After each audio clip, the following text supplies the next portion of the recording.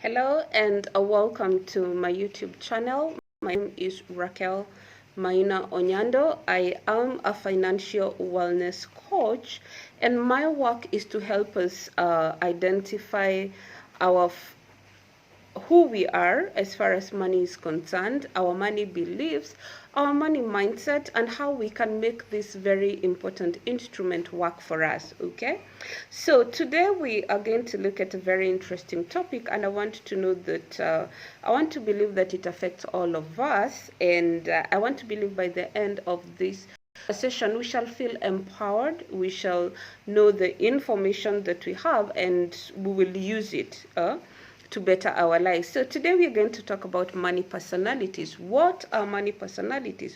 Which ones are they? Where do they come from? And where, or rather which one suits you? So money personalities are just a way of identifying how we spend our money, why we spend our money the way we spend it or not spend it, and what drives us, okay, to do what we do. Now, one thing I want to say about the personality, the money personality, is that we believe that money personalities are developed. Okay, yes, we have what we would say predisposal of doing things in a certain way, but we discover that these ones become real when we merge it with our experiences. Now, what do I mean? Our experiences that we had, especially in our childhood, have a big influence on who we are and how we act. And this is not only in money, it is also in how you hold your relationships, it is how you respond to life, calamities, joy, and all that. It is largely influenced by the kind of experiences you had as a child. So today we shall be looking at the money personalities, and today we are looking at 5 money personalities. And I want to believe by the end of this, you'll be thinking, this is who I am.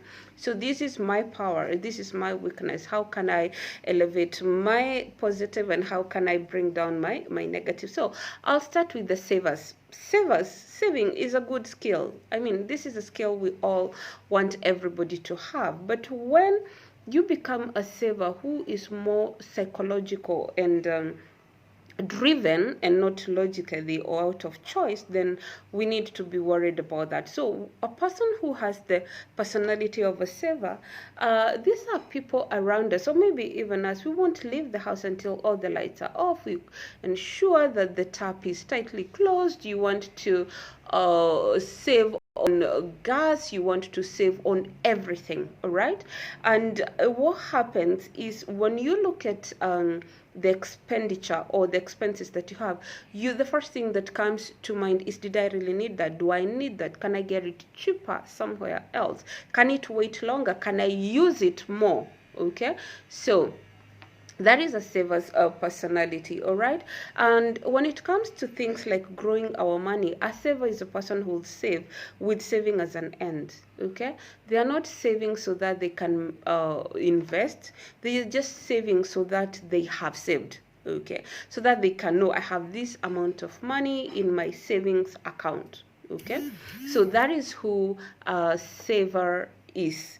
Now, savers are good, okay, because they stick to budgets, they draw them, they stick to them, they will not do impulse buying. They have to think through why they need to buy something, look for the cheapest where they can find it. Sometimes they do help, okay, so that we are not being extravagant. However, on the con side, savers also are not spontaneous.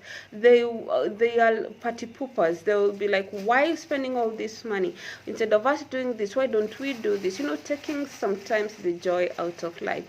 So if you're a saver out there, we actually acknowledge and we love that you know how to save, how to find us the greatest bargains. But please, there are times when you need to forget about saving and just enjoy a cup of coffee in a good place, without thinking how much you'd have saved had you bought that coffee and made it at home. So those are the investors. Now, the savers, sorry. The next ones are the extreme end or the extreme opposite of savers. These are the big spenders, all right? And I'm talking about big spenders. These are guys who love things that have big names. These are guys who will go brand. These are the guys who will buy the biggest TV. They know when the latest gadget is being released. They know how much it costs. They have even pre-booked it. You know, the joy comes from things, okay?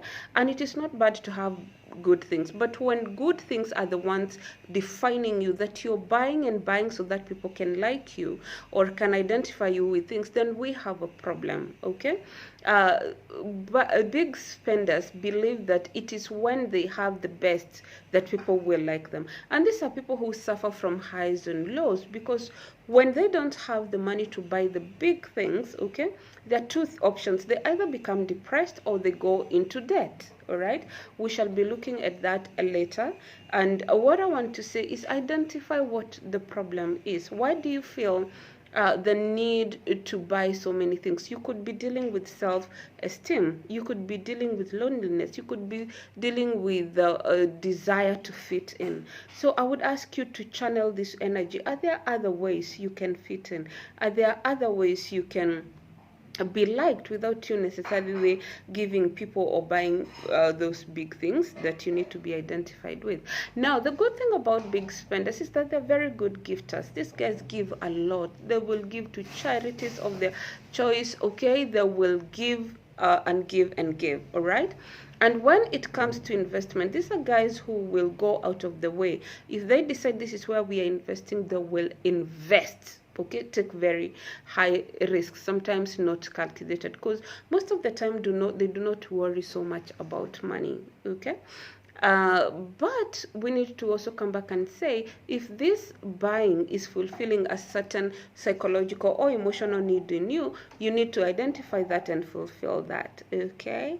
So thirdly, let's look at the shoppers. Now, the shoppers are distinct from the spenders. Shoppers are about buying. Shoppers are about the emotional joy or high they feel from shopping, okay? It doesn't matter what they're buying. They could be buying a packet of milk, or they could be buying a Range Rover. For them, it's the actual buying that gives them the joy. And how you know you are a shopper, if today you were invited for a very important meeting or even an interview, the first thought that will come into your mind is, I have nothing to wear. And truth be told, shoppers will have wardrobes full of clothes, shoe closets full of shoes that they never wear. Some shoes are still in the packagings they were bought in. Now, those are shoppers, all right? Now, one thing I want you to know, that a shopper could be doing this because they feel lack of variety in their lives. They want to feel power. They want to feel they have the power to make choice. So that is what they are looking to feed in. If this is you, it is good you deal with those issues that are internal, so that you stop using shopping as an excuse, okay? And before you shop, ask yourself, do I really need this? Because shoppers suffer so much from buyer's remorse, because they know what they're buying today, they may never use it. After buying, the high is gone, okay? So that is just it. So the fourth type, after looking at the savers, the spenders, and the shoppers, are the debtors. Now, we know and we have heard that most people are in debt, and that is not a wrong thing. To be in debt is not bad of itself, but it is when we engage in consumer debt that we need to be worried. If you are getting into debt to buy food, if you're getting into debt to pay school fees, if you're getting into debt to buy phones, then you need to be concerned, because you are now fulfilling or feeding a psychological need using these things, okay? So a debtor is someone who does not want to take charge of their life as far as finances are concerned. They do not know how much exactly they earn. They do not know how much they're saving. They do not know how much they're spending, all right? Because they cannot bring themselves to face these numbers. They are procrastinators. They say, I will deal with this later. Or they have this belief that things will change. I'll get this windfall. I will get money. I will get a bonus. And unfortunately, sometimes the bonus does not come, okay? And soon they find themselves in a crisis, a debt crisis. Okay, so the best thing to do now is to take cognizance of the fact that finances are part of our lives, and we need to acknowledge that this is a reality and start saving it. Start dealing with it today. Write down how much you owe. Write it down to the cent. This is what I earn. These are my expenses, and this is what I owe. And then now from there, you could engage a financial advisor to help you get out of debt. It is possible to get out of debt.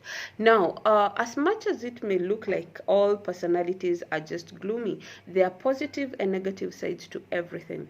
Highlight what is positive in the kind of personality that you have, and then let's accentuate that. Okay, and then finally we'll be in what I call the last class, which is investors. Okay, and investors, these are guys who are conscious about money. They try to make the money work for them. Okay, and they are always thinking about passive income, where your money takes care of your bills. So if you have been enlightened or you have learned from this video, kindly subscribe to my channel. Okay, leave me a comment and let's discuss. Okay, my name is Raquel Maina Onyando. I am a financial wellness coach, and today we have been demystifying the money personalities. Thank you.